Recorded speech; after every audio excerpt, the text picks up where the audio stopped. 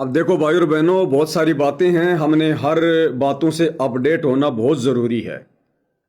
क्योंकि आने वाले समय में इस विश्व को जो टीवी चैनलों पर बैठकर डिबेट में बैठकर जो ज्ञान समझाएंगे, ज्ञान चर्चा करेंगे, लोगों के सवालों के जवाब देंगे, तो ये काम कोई गुरुदेव भगवान तो कोई करेंगे नहीं। इन छोटे छोटे कार्यों के लिए हमारे परमात्मा थोड़ा ना कोई जो है दुख उठाएंगे। तो डिबेट में वही बैठेगा, ज्ञान चर्चा वही करेगा, लोगों के सवालों के जवाब वही देगा जो इस ज्ञान से भली भांति परिचित होगा। तो सत्सेवक भाई बहनों को ये जिम्मेदारी दी जाएगी आने वाले समय में। मीडिया जो है प्रभारी के रूप में, तो हमने हर पॉइंटों से परिचित होना बहुत जरूरी है। यहां गुरुदेव ने नानक जी का जिक्र किया कि नानक जी को परमात्मा मिले बेई नदी पर, फिर सतलोक लेकर गए, उन्हें वापस छोड़ा तीसरे दिन। फिर नानक जी ने शिष्य बनाने शुरू कर दिए, और नानक जी के दो मुख्य शिष्य बाला और मर्दाना। पहली बात तो भाई और बहनों, इस भक्ति मार्ग में, इस कबीर परमात्मा के मार्ग में, नकली संतों के मार्ग में तो 1000 गुरु बन जाते हैं। मन मर्जी ब्रांचें खोल खोल के बैठ जाते हैं गांव गांव में, शहर शहर में। उनके नकली गुरु नकली शिष्यों को आदेश दे देते हैं तो नाम दीक्षा दे, क्योंकि ना तो उनका कोई नाम होता है, ना कोई दीक्षा की कोई उनकी कोई प्रणाली होती है। धार्मिक धंधा होता है काल प्रेरणा से। कबीर परमात्मा जी के इस पंथ में, भक्ति मार्ग में, कबीर परमात्मा के अलावा दूसरा कोई भी जीव नाम दीक्षा देने के लिए अधिकृत नहीं होता है। इतिहास उठा के देख लो भाई और बहनों, सतयुग से। सतयुग में परमात्मा कबीर जी सत सुकृत ऋषि के नाम से आए, किसी को आदेश नहीं दिया, खुद परमात्मा ही जब तक रहे उन्होंने दीक्षा दी। क्योंकि जीव यह मंत्र देने का अधिकारी नहीं है। जीव तो मंत्र लेकर भक्ति करने के अधिकारी हो सकता है, लेकिन किसी को भक्ति करवाने का अधिकारी नहीं हो सकता। त्रेता में परमात्मा मुनिंदर जी के रूप में आए, खुद ही गुरु थे, खुद ही दीक्षा दिया करते थे, आगे किसी को दीक्षा देने का अधिकार नहीं दिया। द्वापर में भी परमात्मा खुद ही आए, करुणा में ऋषि के नाम से, खुद ही दीक्षा दिया करते थे, खुद ही गुरु थे, आगे किसी को अधिकृत नहीं किया, क्योंकि कोई अधिकारी नहीं होता। कलयुग के प्रथम चरण में खुद परमात्मा एक कबीर नाम से, अपने वैदिक नाम से, और परमात्मा ने किसी को आदेश नहीं दिया, जब तक रहे खुद ही दीक्षा दी। धर्मदास जी को गुरुआई दी, लेकिन धर्मदास जी ने कभी किसी को आगे नाम दीक्षा नहीं दी, क्योंकि परमात्मा ने यह साबित करना था, यह दिखाना था कि जीव कभी भी अधिकारी नहीं हो सकता। धर्मदास जी को परमात्मा ने गुरुपद सौंपा, लेकिन जब परमात्मा ने देख लिया कि यह कमजोर आदमी है, ये गुरु बनने के योग्य नहीं है, एक उदाहरण पेश किया परमात्मा ने कि जिसका काम उसी को साजे और करे तो मूर्ख बाजे। चूड़ामणि को परमात्मा ने खुद ही नाम दीक्षा देकर आगे नाम देने के लिए अधिकारी घोषित किया। फिर धर्मदास जी की कमजोरी देखकर, क्योंकि चूड़ामणि के रूप में खुद ही कबीर परमात्मा थे, चूड़ामणि के रूप में, मुक्तामणि के रूप में खुद ही कबीर परमात्मा लीला कर रहे थे। अगर धर्मदास अधिकारी होता, अगर एक जीव अधिकारी होता, तो धर्मदास जी को परमात्मा अधिकार दे देते, लेकिन उनको गुरुआई देकर वापस उनसे गुरुआई ले ली, उनकी कमजोरी देखकर। यह उदाहरण पेश कर दिया कि जीव कभी भी परमात्मा वाला काम नहीं कर सकता। आगे फिर परमात्मा गरीबदास जी के रूप में आए, उन्होंने खुद ही दीक्षा दी जैसी भी थी, और फिर परमात्मा नानक जी के रूप में उस समय। तो नानक जी कौन थे? जिस समय परमात्मा बेई नदी से नानक जी की आत्मा को शरीर से निकालकर सतलोक ले गए थे, और वापस जो छोड़ा था 3 दिन बाद, वो नानक जी की आत्मा नहीं थी। नानक को तो परमात्मा ने मिनी सतलोक में बैठा दिया कि भैया तेरे को तो कलयुग की पिछली पीढ़ी में जन्म दूंगा, और नानक का रोल फिर परमात्मा कर रहे थे खुद कबीर जी, क्योंकि इस भक्ति मार्ग में कबीर जी के अलावा दूसरा कोई दीक्षा देने का अधिकार नहीं है, चाहे प्रथम मंत्र हो चाहे शतनाम हो। यह इतिहास रहा है। एक बार बाला और मर्दाना ने कहा, जी हम समुद्र देखना चाहते हैं जहां से रामचंद्र जी ने लंका पे चढ़ाई की थी, हमने देखा नहीं है। नानक जी ने कहा, भैया आंखें बंद करो। दोनों ने आंखें बंद कर ली। आंखें खोलो, 1 सेकंड में श्रीलंका जा बैठे। देखा तो समुद्र के किनारे खड़े हैं। अरे नानक जी अगर एक जीव होते, एक आत्मा होती, भगत होते, तो इस कबीर परमात्मा के मार्ग में भगत को कभी भी सिद्धियां प्रयोग करने का अधिकार नहीं है। और अगर भगत में पूर्व जन्म की सिद्धियां हैं तो परमात्मा उनको निष्क्रिय कर देता है ताकि ये मर्यादा ना तोड़ दे, भक्ति का नाश ना कर ले। लेकिन नानक जी ने तो न जाने कितने चमत्कार किए। 120 साल काशी में रहकर कबीर भगवान ने इतने चमत्कार नहीं किए जितने नानक जी ने अपने जीवन काल में किए। तो वो नानक आत्मा ने नहीं किए, वो नानक के रूप में खुद कबीर भगवान थे। एक जीव कैसे बाला मर्दाना को लेकर भगत प्रहलाद के लोक में चला जाएगा, जिस प्रहलाद के लोक के विषय में काल को भी नहीं पता। केवल कबीर भगवान को पता कि प्रहलादपुरी कहां है, उस प्रहलाद का लोक कहां है, क्योंकि वो प्रहलादपुरी कबीर भगवान ने प्रहलाद को रच के दी हुई है। काल को भी नहीं पता, जैसे मिनी सतलोक का नहीं पता उसको। तो कौन लेकर जा सकता है वहां पर? तो इस भक्ति मार्ग में कोई भी व्यक्ति, कोई भी भगत दीक्षा देने के लिए अधिकृत नहीं होता है, अधिकारी नहीं होता है। और आज दीक्षा कौन दे रहा है? सतगुरु रामपाल जी। इनके तो लाखों शिष्य हैं। क्या इन्होंने आज तक किसी को भी अधिकार नहीं दिया? क्यों नहीं दिया? क्योंकि जीव अधिकारी नहीं होता, परमात्मा खुद ही दीक्षा देता है। और गुरु जी के सतलोक जाने के बाद फिर कौन गुरु होगा? जीव दीक्षा नहीं दे सकता। इसलिए गुरु जी ने स्पष्ट कर दिया कि मेरे जाने के बाद में डीवीडी से दीक्षा दी जाएगी, क्योंकि जीव कभी भी दीक्षा नहीं दे सकता किसी को। तो गुरुदेव के जाने के बाद में शरीर रूप में कोई भी गुरु नहीं होगा। डीवीडी से दीक्षा देने के लिए जो अधिकारी होगा, परमात्मा उसको सबके सामने खड़ा करके और सबको क्लियर कर देंगे, भैया ये है अधिकारी, ये देगा दीक्षा। फिर किसी को जो ऑब्जेक्शन नहीं होगा। तो नानक जी के रूप में खुद कबीर भगवान थे, खुद कबीर परमात्मा जी थे। सारे खेल उन्होंने खेले। अरे भगत को अगर भगवान ने सतनाम दे दिया तो क्या आदेश देगा भगवान कि भैया सतनाम का जाप श्वास श्वास से करना है, बोल के जाप नहीं करना। फिर नानक जी ने समुद्र के ऊपर चलते चलते बोल के जाप क्यों किया?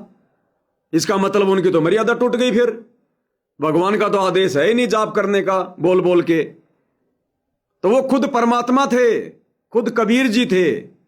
नानक जी का वहां कोई रोल नहीं था। और भगवान चाहे बोल के करे, चाहे मन ही मन में करे, वो किसी भी घटना को जन्म दे, कोई भी लीला खेले, उनकी मौज उनकी मर्जी। तो नानक जी के रूप में खुद कबीर भगवान थे, कबीर परमात्मा थे। इसलिए वो नाम दीक्षा भी दिया करते थे। उन्होंने चमत्कार भी किए जो उस समय करने जरूरी थे, लोगों की भक्ति में आस्था बनाए रखने के लिए, क्योंकि मोक्ष तो उस समय किसी का होना नहीं था। तो इन चमत्कारों को देख देख कर काल ने तो आगे हमारे को डिवाइड करना था, तो परमात्मा ने पहले खेल खेल दिया। फिर काल ने अलग से सिख समाज तैयार करके खुश हो गया कि मैंने लोगों को धर्मों में बांट दिया। परमात्मा पहले नानक जी के रूप में आ गए कि काल ऐसा खेल खेलेगा। परमात्मा ने अपनी आत्माओं को वापस अपने उसमें ले लिया नानक जी के माध्यम से कि भैया ये वाणी का पाठ शुरू कर दो, दान धर्म शुरू कर दो, तुम्हारे को मनुष्य जन्म मिलते रहेंगे, मिलते रहेंगे, मिलते रहेंगे, कलयुग की पिछली पीढ़ी तक आ जाओगे। तो सारे खेल ये भगवान खेल रहा है। सारे खेल हमने किए, हमसे मिले सो निश्चय जिए। सारा खेल कबीर भगवान स्वयं खेलता है। आगे क्या कह रहे हैं गुरुदेव? तो समुद्र में डूबने लगा। तब बाबा नानक जी ने कहा कि मर्दाना, गुरु जो कहे वो करो, गुरु की नकल नहीं करते। मर्दाना फिर वाहे गुरु करने लगा तो वो ठीक हो गया, ठीक से चलने लगा। अब यहाँ पर परमात्मा ने इनको सबको कह दिया था, जितने भी मालिक के शिष्य हुए, कि इस मंत्र को, सतनाम को और इस मूल ज्ञान को अभी किसी को डिस्क्लोज नहीं करना। तो बाबा नानक जी 5 नाम देते थे इनको सबको, बस वो 5, जैसे हम। अब गुरुदेव बार बार बाबा नानक जी क्यों बोल रहे हैं? और एक सत्संग में गुरुदेव ने क्या बताया कि बच्चों, बाबा कहलाने का अधिकारी केवल कबीर भगवान है। बाबा कहलाने का अधिकारी केवल कबीर भगवान है।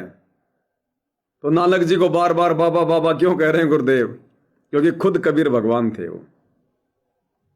तो बाबा नानक जी 5 नाम देते थे इनको सबको, बस वो 5, जैसे हम 7 नाम देते, बीच बीच के 5 दिया करते थे।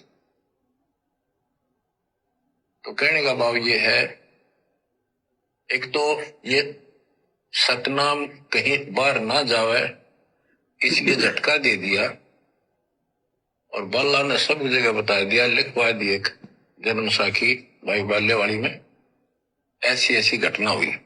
उसके बाद सिख समाज इस चीज से हिचक गया, डर गया कि जैसे मर्दाना जी ने गुरु जी का आदेश की उल्लंघना करके और सतनाम जाप करने लगा था, ये डूब गया, मर जाता, इसलिए हमने इस नाम का जाप नहीं करना। और वो मनाही न्यू करी थी कि वो समय नहीं था इसके बताने का। झटका इसलिए दिया था कि उन्हें लिखना था, वाणी में लिखना होता, जैसे गरीबदास जी ने सारा लिख रखा है, ओम सोम मंत्र जपिए योग युग क्या दुहनी तपिए, ओम सोम मंत्र सारम सुरति निर्तीश करो विचार। तो बाबा नानक जी ने भी प्राण संगली के अंदर ये लिखा था। बाद में प्राण संगली इन्होंने कभी ग्रंथ साहब में भी बैंड नहीं किया, अलग रख दी, बल्कि जल प्रवाह कर दी थी, खत्म कर दी थी कि कोई सिख बच्चा इसमें ये मंत्र ना पढ़ ले और गुरु जी की बात की अवेयर ना हो जाए। ये बात तो इस शकल में थी। अब तो गरीबदास जी कहते, झाकी वे कबीर की रान की वाह, वह सिखा का गड़पड़ी कौन छटावता। अब ध्यान से सुनना भाई और बहनों, बहुत मतलब की बात है। अब इनको समझाना चाहें कि ये उन परिस्थितियों में मना किया था और ये नाम है जाप करने का। अब ये मानने को तैयार नहीं। अब वाहेगुरु वाहेगुरु क्या कह रहे हैं पूज्य गुरुदेव भगवान। नानक जी के रूप में कबीर परमात्मा ने जो झटका दिया था मर्दाना को, सतनाम का मंत्र बोल बोल के जाप करके, फिर मर्दाना ने भी उनकी नकल करनी शुरू कर दी। तो उन्होंने कहा कि भैया गुरु क्या कर रहा है ये मत देखो, गुरु तुम्हें क्या करने को कह रहा है उस पर ध्यान दो। और वो मंत्र बोला इसलिए था ताकि ये लिखवा दिया जाए, फिर बाद में ये बाला मर्दाना इस मंत्र को लिखवा देंगे कि गुरुजी ने ऐसे ऐसे वो मंत्र बोला था 2 अक्षर का। इसके कई रीजन थे भाई और बहनों। इस सतनाम मंत्र को बार बार परमात्मा ने लिखवा कर आज आप और हमें भी ये विश्वास दिलवाना था कि देखो संत रामपाल जी कोई अपनी तरफ से नहीं बोल रहे, कबीर भगवान ने जिस जिसको ये मंत्र दिया सतनाम, यही 2 अक्षर हैं, यही 2 अक्षर हैं। देखो इसके प्रमाण प्राण संगली में, गुरु ग्रंथ साहिब में, कबीर सागर में, सदग्रंथ साहिब में, फलाने में, ताकि आप और हमें दृढ़ विश्वास हो कि गुरुदेव हमें जो सतनाम के रूप में मंत्र दे रहे हैं बिल्कुल यही सत्य है। और जब परमात्मा जी ऊपर से आए नानक जी के रूप में, तो नीचे आते ही उन्होंने प्रथम जो थी वो उदासी, वो काशी की, बनारस के लिए चल पड़े वो, और वहां से वास्तविक जो मंत्र था वो लेने की उन्होंने लीला की। एक रूप में परमात्मा कबीर रूप में काशी में बैठे थे, दूसरे रूप में नानक रूप में लीला करते हुए परमात्मा एक भगत की भूमिका करते हुए काशी में गए, वो मंत्र लेकर आ गए जो सतनाम है, जो गुरु ग्रंथ साहिब में लिखा भी हुआ है। अब गुरुदेव भगवान कह रहे हैं कि वो वास्तविक मंत्र मैं दे रहा हूं, लोगों को बता रहा हूं, तुम्हारे गुरु ग्रंथ साहिब में भी दिखा रहा हूं, देखो ये लिखे हुए 2 अक्षर। वो श्रीलंका वाली समुद्र वाली घटना भी बता रहा हूं, देखो नानक जी ने मुंह से बोल के वो मंत्र जाप किए थे, तुम ये मंत्र जाप करो जो नानक जी किया करते थे। तो सिख समाज कहता कि नहीं नहीं नहीं, वो तो साडे गुरुआं ने करना सी, हम तो वाहिगुरु वाहिगुरु वाहिगुरु सतनाम वाहिगुरु वाहिगुरु वाहिगुरु, हमारे गुरु जी ने यह आदेश दिया। क्योंकि जब नानक के रूप में परमात्मा ऊपर से आए तो जानबूझ के परमात्मा ने कहा था कि सतनाम वाहिगुरु, झांकी वेख कबीर की नानक कीती वाह सिखा के गल पड़ी अब कौन छुटावेता। तो क्या कबीर भगवान को इस बात का पता नहीं था कि मैं नीचे जाकर जब ये वाहिगुरु सतनाम बोलूंगा तो आगे चलकर ये पूरा सिख समाज मेरी बात को पकड़ लेगा और सारे वाहिगुरु सतनाम करने लग जाएंगे। जानबूझ के किया परमात्मा ने ऐसा, जानबूझ के सारे खेल हमने किए, हमसे मिले सो निश्चय जिए। क्योंकि उस समय परमात्मा ने उस वास्तविक सतनाम का किसी से जाप नहीं करवाना था और सिख समाज को एक धार्मिकता में बांध के भी रखना था। वाहिगुरु सतनाम, उस वाहिगुरु सतनाम के जाप से कुछ होना नहीं था। होना तो वो जो वाणी का पाठ है, जो धर्म है, जो 5 यज्ञ हैं, जो वो जोत जलाई जाती है, उससे होना था। तो परमात्मा ने पता था कि भैया कलयुग की पिछली पीढ़ी तो 600 साल बाद आएगी और ये मंत्र वर्तमान में इनको दिए नहीं जा सकते। तो सतनाम वाहिगुरु ये वाला मंत्र परमात्मा ने बोल दिया। सिखों ने परमात्मा की प्रेरणा से इस बात को पकड़ लिया और आज तक सतनाम वाहिगुरु करते आ रहे हैं और वाणी का पाठ करते आ रहे हैं। तो वाणी के पाठ करने से, दान धर्म करने से, जोत जलाने से मनुष्य जन्म मिलते रहे और यहां तक आ गए। और फिर कहते हैं ना कि जाकी वे कबीर की नानक कीती वाह सिखा के गल पड़ी कौन छुटावे था। अब उसको सतगुरु रामपाल जी छुड़वाएंगे।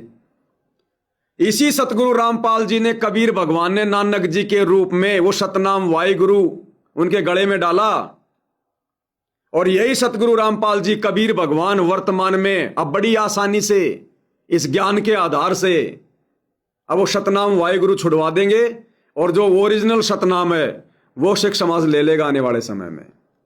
इस परमात्मा के लिए कोई मुश्किल नहीं है। अन्यथा इनको तो पहले भी पता था कि मैं जो सतनाम वाहिगुरु इनको दूंगा ये तो इसी के लग जाएंगे। मालिक ने लगाना ही था कि तुम सतनाम वाहिगुरु जाप करो, बस जब ठीक का समय आएगा तब तुम्हें दूसरा मंत्र बताऊंगा। जो अधिकारी होंगे उनको मैं अपनी शरण में ले लूंगा, बाकी से हमें कोई लेना देना नहीं। करते रहो वाहि नाम सतगुरु सतनाम वाहिगुरु। अब वो सिख समाज के गले पड़ गई सतनाम वाहिगुरु। तो गुरु जी क्या कह रहे हैं, ध्यान से सुनो कि अब इनको वास्तविक सतनाम बता रहे हैं, देना चाह रहे हैं, तो ये लेना नहीं चाह रहे। कहते नहीं हमारे गुरु ने तो सतनाम वाहिगुरु बोला था सचखंड से आते ही। तो गुरुदेव क्या कह रहे हैं, अब इनको कौन समझाए कि ये उन परिस्थितियों में मना किया था, लेकिन अब ये मानने को तैयार नहीं कि भैया ये तो उन परिस्थितियों में मना किया था। अब ये सिख समाज मानने को तैयार नहीं। ना जी, हम तो सतनाम वाहिगुरु जाप करेंगे। ध्यान से सुनो। अब इनको समझाना चाहे कि ये उन परिस्थितियों में मना किया था और ये नाम है जाप करने का। अब ये मानने को तैयार नहीं। अब वाहिगुरु अब ये मानने को तैयार नहीं। इसी प्रकार भाई और बहनों, सन 1994 से जब सतगुरु रामपाल जी ने अपने यथार्थ 13वें कबीर पंथ की शुरुआत की, उस समय गुरु जी को हमारी बुद्धि का पता था हम कितने ज्ञानी हैं। इसलिए गुरु जी ने स्वयं कबीर होते हुए अपने आप को छुपाया और उस दाढ़ी मूछ वाली कबीर की नकली फोटो को सामने रख के, दाढ़ी मूछ वाली को आप और हमें ज्ञान समझाने के लिए ये बताया कि ये कबीर है, कबीर भगवान ऐसा है।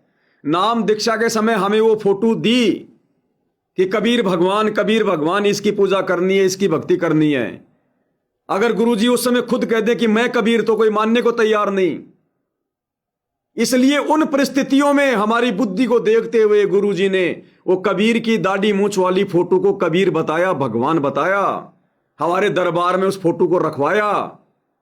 अब सात संगति के माध्यम से सच्चाई बताई जा रही है, वास्तविकता बताई जा रही है। अब ये सतलोक आश्रम वाले मानने को तैयार नहीं। अरे वो परिस्थितियां अलग थी भाई। वो उन परिस्थितियों के तहत गुरुजी ने उस फोटो को कबीर बताया। अब तो हमें पहचान हो जानी चाहिए कि वास्तव में कबीर कौन है और क्यों संत रामपाल जी ने उन परिस्थितियों में हमारी छोटी बुद्धि को देखते हुए, स्वयं कबीर होते हुए, अपने से भिन्न उस कागज के टुकड़े को कबीर बताया। लेकिन अब सिखों की तरह, जैसे अब सिख भाई बस सतनाम वाहिगुरु, जबकि उनको वास्तविक सतनाम बताया जा रहा है, उनको प्रमाण दिया जा रहा है, फिर भी मानने को तैयार नहीं है। ठीक इसी प्रकार भाई और बहनों, गुरुजी ने किन परिस्थितियों में उस कागज की फोटो को भगवान बताया। अरे अब इतना ज्ञान दे दिया, सात संगति के इतने वीडियो बन गए, इतने प्रमाण दे दिए, सत्संगों में खुद गुरुजी ने उस फोटो को रिजेक्ट कर दिया कि बच्चों भगवान का चित्र ऐसा नहीं है जो तुम देख रहे हो। अब ये संगत मानने को तैयार नहीं। क्या कह रहे हैं गुरुदेव? अब इनको समझाना चाहे कि ये उन परिस्थितियों में मना किया था और ये नाम है जाप करने का। अब ये मानने को तैयार नहीं। अब वाहेगुरु वाहेगुरु। तो ठीक इसी प्रकार भाई और बहनों, अब हम सात संगति वाले इन सतलोक आश्रम वालों को समझा रहे हैं, बता रहे हैं, अरे भाई गुरुजी ने इस कागज की फोटो को भगवान क्यों बताया, क्यों तुम्हारे दरबार में रखवाया। लेकिन अब ये भाई मानने को तैयार नहीं। नहीं नहीं, गुरुजी भी तो इसी फोटो की पूजा करते थे। गुरुजी ने तो ये फोटो दी हमारे को नाम दीक्षा के समय। गुरुजी भी तो आश्रम में इसी फोटो को लगाते थे। अरे गुरुजी किन परिस्थितियों में लगाते थे, क्यों लगाते थे, अब उस बात को समझो। लेकिन ना तो वो सिख समाज मानने को तैयार है और ना ये भगत समाज मानने को तैयार है। तो भैया पूरे सिख समाज को गुरुजी ने नहीं मनाना है। जो अधिकारी होंगे वो मान गए, सतनाम ले लिया। इसी प्रकार संगत में जो अधिकारी होंगे वो सात संगति से जुड़कर उस फोटो को घर से बाहर निकाल देंगे, और जो अनाधिकारी हैं वो सतलोक आश्रमों से जुड़े रहेंगे। उनका परमात्मा किसी और जन्म में देखेगा फिर।